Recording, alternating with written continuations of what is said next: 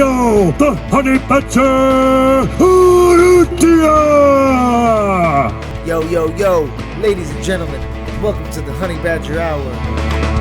This episode of the Honey Badger Hour podcast is brought to you by the original Clippers Barbershop and Patriot Vodka Official. Honey Badger Hour, 305 edition. Eugene Bareman. Brother. Welcome to the 305, to the hometown. Long time coming. We've been waiting for this one. Yeah, we have, brother. I've always known you're from. This is your hood, so it's good to be in your hood, brother. And now you see all the people. Now you see where I get my accent from. Everybody talks and sounds like me now. There's a lot of Latinos around here, brother. A lot of Latinos. Oh man, we outnumber everybody else. This is like once you get to Miami, it's like a different country. Yeah, 100%. 70%. I looked it up, but that was. I'm assuming that's a legal statistic. So there's probably a whole lot. Oh, bro, forget about it. Yeah. That's not even accounting half of my house, you know. Oh man, Eugene. I've been noticing you got a big got a new wave of up-and-comers at CKB. You got some fresh blood. How's it looking? Looks like you guys are keeping the culture going, huh? Yeah. Like you've seen some of the boys here, mate. I guess talent just attracts talent, and it's like a snowball effect. So you get these guys that come from all over and try to seek out the best talent they can get, and then, man, you can see some pretty talented guys, young too, that are coming through, and it's yet to be seen if they'll be as good as this wave of guys that's going through now. This wave of guys that's going through now is obviously very special, but you're always aiming, like, that's the goal, to be better or just as good as the guys that come before you, Yeah, definitely. Did you notice? But the generation that we got, like the first generation, we got like the Brads, the Izzies. But they had, it's kind of crazy. They had the China days kind of to build their career on, right? Did you notice that the opportunities have been a little bit more or less since the Corona and everything of the changing? Yeah, absolutely. Like a lot of these young guys, Corona really booted them in the ass. Yeah. But there's a lot of things that happen. It's. If you're creating a culture, if you're creating a system, you have an obligation to learn from the generations that come before you. So there was the China days, and that was a big part of these guys' career. But a lot came out of that, not just for them, but for everybody, in terms of the lessons and the developments that's happened over those years. And the guys coming through now, they are the beneficiary of a lot of those guys' hard work and a lot of experimentation and a lot of taking things in different directions. They're, if you like, reaping the benefits of a lot of those guys' hard work, and so on and so forth. The guys that come after these guys, that's just a natural evolvement of how things should work. If you stay on top of them, if you keep those things in mind and make sure that things are always spinning over. Yeah, I have a theory about that with why the Anzac crew, like the New Zealand boys and the Australian boys, like how effective you guys are at wrestling for MMA wrestling. And I feel like you guys have been able to like kind of weed out what you don't need and what you need. Where like maybe like the first generation of MMA fighters, they were kind of just doing straight wrestling style, like in wrestling class, different snap downs, everything. But you notice that like in MMA, the wrestling kind of like just a lot of stuff you can take out or it doesn't really hold. Well, yeah, 100%. And what you're alluding to is just efficiency, really. Like, we don't come from a heavy wrestling background, so we need to be super efficient about just the type of wrestling we're doing and what we think we can achieve within a given time, whether it be a fight camp, whether it be over the period of 5 years, or whether it be a generation of guys going through. Like, we have to be super efficient at that. We cannot be, these world-class level wrestlers. We can't be that, but we can take one or two aspects of wrestling that we need to concentrate on, and we can make those one or two aspects world-class. And then it's just been a journey about finding out which parts of that sport that we need to really concentrate and hone and even like innovate a little bit. in many respects, especially the stuff to do with the cage defense and a little bit of cage offense. There's heaps of room to grow that side of the sport, because that's obviously you don't have a cage in wrestling, so it's in many ways it's just as new to the really high level wrestlers as it is to the kickboxers and the MMA fighters and boxers coming from other sports. That's so true. I never thought about that. Yeah, the cage work, the wall work is like a whole new game where you can get a good wrestler and he might not really have some finishing capabilities on there like he would normally in the middle, right? Yeah, 100%. Like a lot when you've got a high level wrestler wrestling pushing into the cage with you, that's just a position that's just like it's completely foreign. Like you can wrestle your whole life. Not many wrestlers have ever wrestled someone against a cage, so there's room for people who don't come from a wrestling background to kind of equalize that field a little bit in that particular area, and that's because of that environment. So we do a lot of wrestling against the wall, because we know that that's an area that we can gain some proficiency in. This episode of the Honey Badger Hour podcast is brought to you by the Original Clippers Barbershop, located on 14227 South Dixie Highway. Make an appointment today. You can find them on the Booksy booking app or call 305-964-7882. More than 20 plus years in the game. And that's the Original Clippers Barbershop. Master barbers for a master fighter. Yeah, definitely. I think you guys are a little bit ahead of the game on that one, you know? Certain aspects. Yeah, for sure. I was going to ask you, so what do you think coming up as a fighter, right? I used to always think when I started training, like all the champions were like wrestlers. Wrestlers were winning all the UFC fights, right? Yeah. So I always used to think that when I started MMA, I thought, okay, I'm going to make my base grappling and then learn the striking. But now as I get older and as the career passes by, what do you feel like is, I think if you learn the striking early and you just impossible to get knocked out, the submissions and stuff, you can learn that, but you don't want to start taking too much damage early by lacking in the striking when you start your career. Does that make sense? Like I always thought you should start grappling, wrestling first, and then move on to the striking. Yeah. But now looking back, I'm thinking, maybe start with the striking, get your fundamentals and timing really, really sharp, and then add the wrestling in the ground. To build Yes. your cyborg fighter. You know what I mean? Like if you had to. Yeah, I understand, and it's a very open debate about which way you'd go, and I don't actually think there is one correct answer. I think the closest thing that we can have to a correct answer is just is a pretty typical answer, but nowadays and moving into the future, you have to be good at everything. That is just the way the sport is going. You will seldom see specialists winning world championships anymore. It's true, right? You know, like Khabib was the last one. Was that the last ever, huh? Was the last. But even if you look at the champions before him, like there wasn't one person that was a specialist in one particular area and not particularly good in any of the other areas. Khabib was probably the last one since then, and it probably wasn't. My memory's not that good, but probably wasn't one before him for a long time. So it just proves that you kind of have to be good, and obviously how we define that CK, but you have to be good in all those ranges. You have to be good on the outside. You have to be good in the mid range. You have to be good on the inside, and inside being the wrestling part and the grappling part, the wall wrestling and stuff.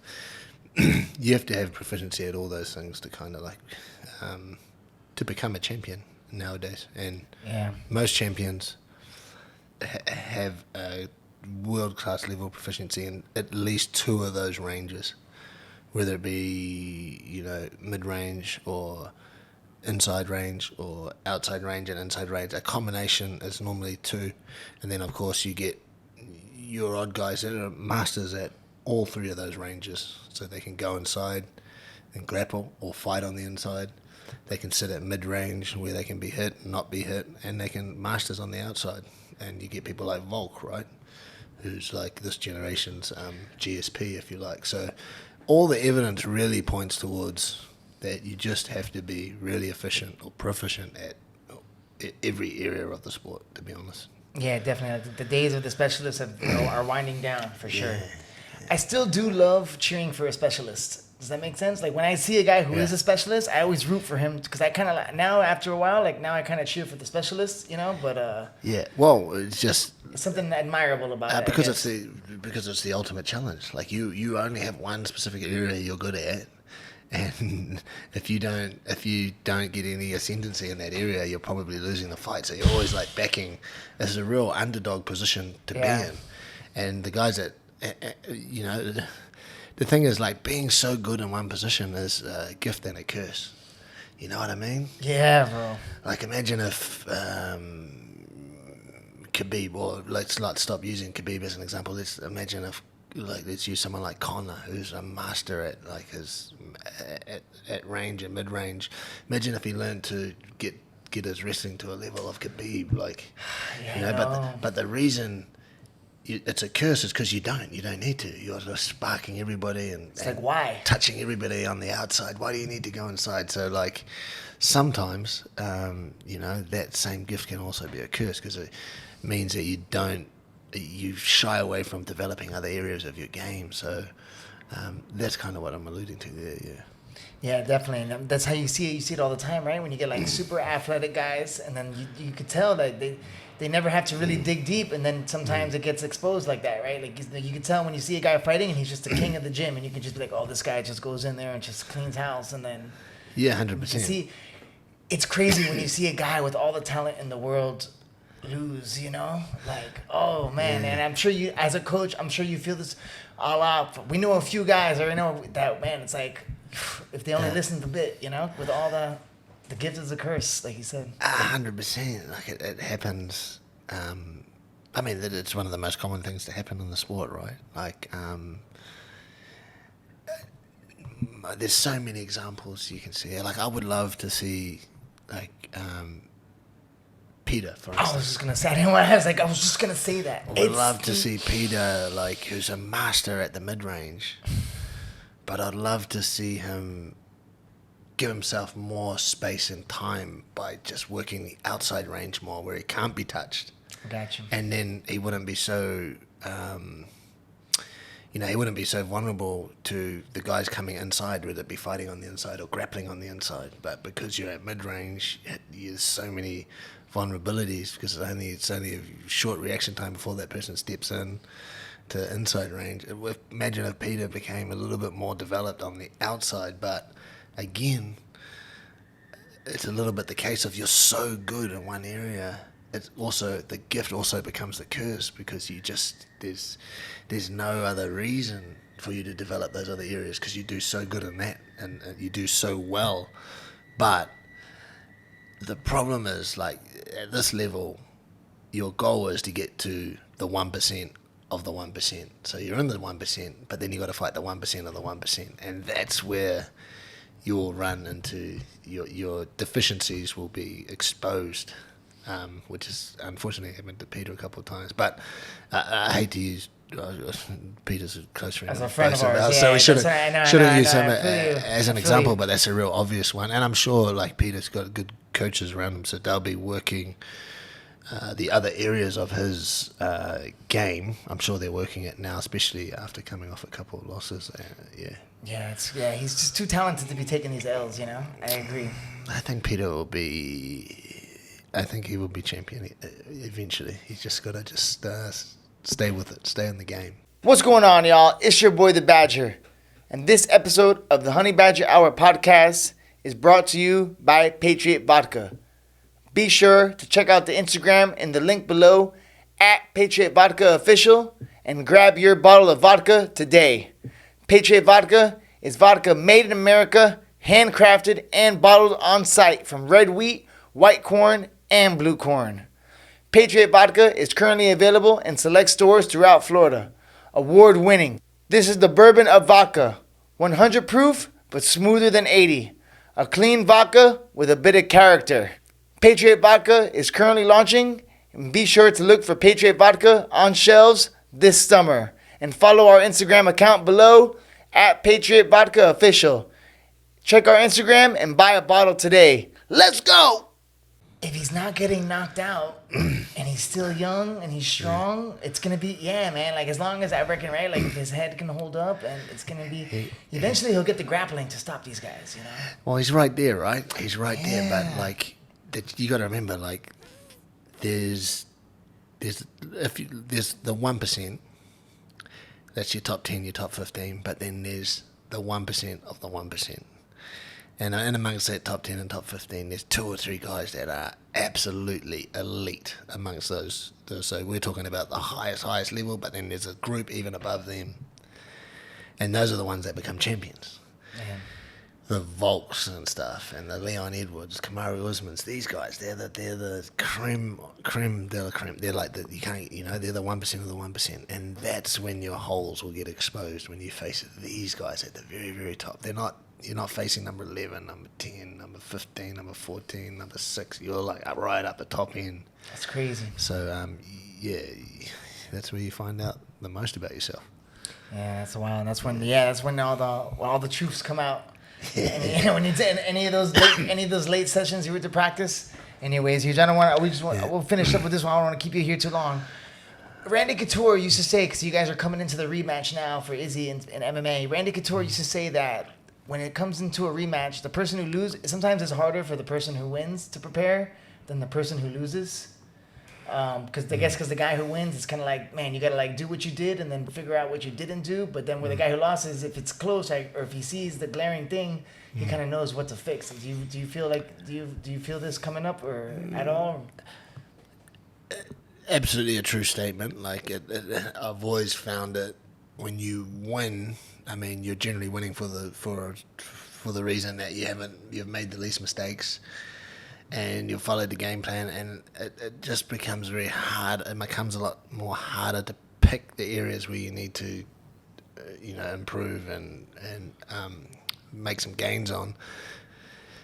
If you lose, it's much more. Those areas are much more highlighted and stuff. So I mean, that's one of the challenges of my coaching career to like get these guys a win. And not fall back on their laurels and say, look, he won. Like, what more can we improve on? There's heaps to improve on if you're a good coach and you have good coaches with you and you do a good job at analysing the fights. There'll always be stuff to improve on. But that statement is very true. I mean, if you lose for a reason. It's because you're deficient in certain areas. You made mistakes. And those mistakes are glaringly obvious. But if you're talking about this particular fight, it's not going to be that difficult for Pereia to make some adjustments because he lost most of the fight. That's what I'm saying. You know what I mean? So. I got you. Like, yeah. He kind of was. It was 3-1 on the scorecards, and we felt that we were in a very good position coming into that last round. So. There's a lot of things that Pereira will be trying to improve, and then, of course, we'll be playing that game of like, where do we think Pereira will? What are the areas that Pereira will target and try to make improvements on? And then we're taking all these shots at what we think he'll do, how we think he'll adjust, and we're looking back through tape and we're trying to find out. We're trying to find fights where he's made mistakes and made improvements the next fight, and we're trying to see if there's patterns and. It gets really complicated when you start looking at it like that, but I think both teams are very good. Like when you get athletes to this level, it's for a reason, and there's plenty going on in the background before these guys will enter the cage together, and that's going to be an interesting tussle between his corner and our corner, and just what we can come out with, and then that'll be exacerbated by the real tough battle that goes on between those two. It's going to be a wild chess match. This is going to be a big one. I'm excited for Eugene. I got a good feeling about this one. I already got some theories in my head, and I'm sure you guys, I was going to be like, you know what you should do? But I'm like, yo, just take him out. We know you can take him out. Nothing else to do in Miami, you know what I'm brother. saying? Let's go. It's Miami, brother. We're going to make it happen. Eugene, thank you so much, my brother. That was a pleasure. It's a pleasure, brother. Thank you. My man. Hey, do it up, boys. Let's go. Mad, brother. I was saying...